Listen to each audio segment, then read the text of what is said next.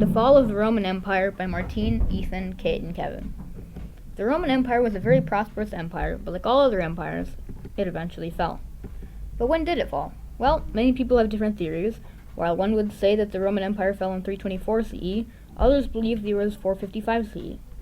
In reality, nobody knows, and there really is no definitive answer.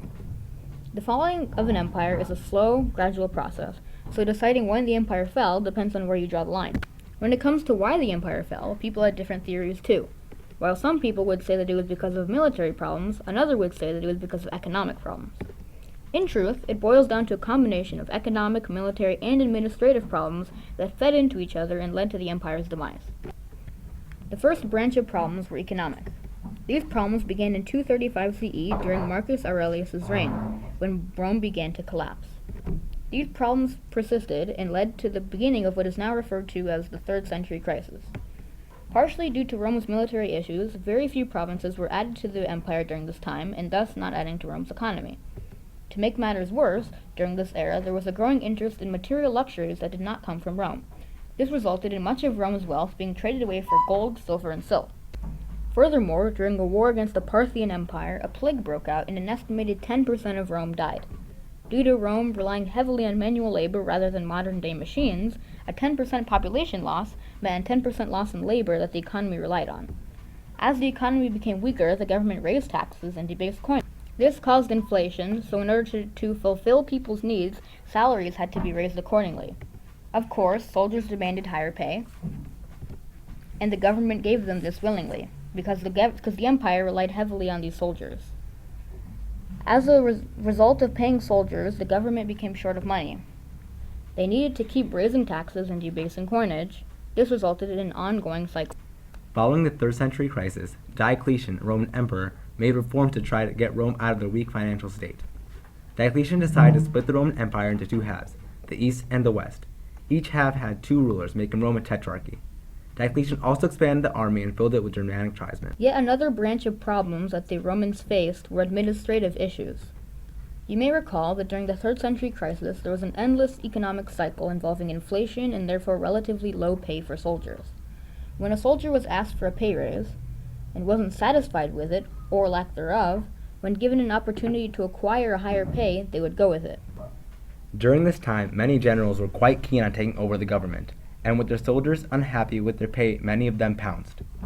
Many armies abandoned the borders with their generals and took over the government, or at least attempted to.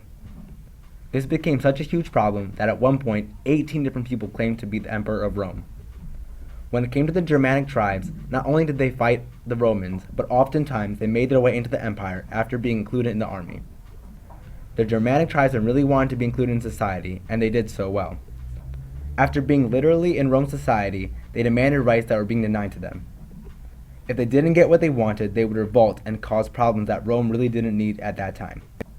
Consequently, over time, the ex-Germanic tribesmen gained rights in society. The next branch of problems the Romans faced were military problems. Leading up to the 4th century, the Roman military became less trained and less effective. Attacks on Rome by Germanic tribesmen kept Rome occupied, inhibiting the army's progression and wearing the military down. Lenient treaties allowed the Goths and other Germanic tribesmen to settle in the western half of the empire and carve out their own settlements. These settlements, as well as the groups of Germanic tribesmen inducted into the Roman army, were often largely independent from the rest of Rome. These soldiers were called foederati, and eventually, foederati were admitted in smaller numbers as well as in large groups.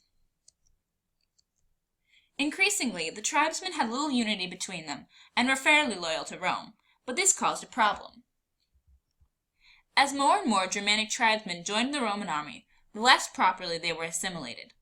Instead of being trained and led by their own individual leaders, the tribesmen were trained by the Roman army.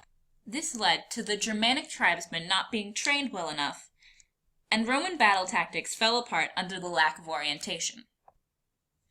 Another contribution to the army's lack of training was that there was no record kept of soldiers, and as long as a soldier replaced himself with another man, he could leave the army whenever he liked. These replacements were often untrained and therefore ineffective. As the Roman army became less effective, The Roman men didn't want to join the army, and thus more Germanic tribesmen were needed. This created a cycle of incompetence, and with continued attacks on Rome from the tribesmen, the Roman army became weaker and weaker. Eventually, the Roman army ceased to exist.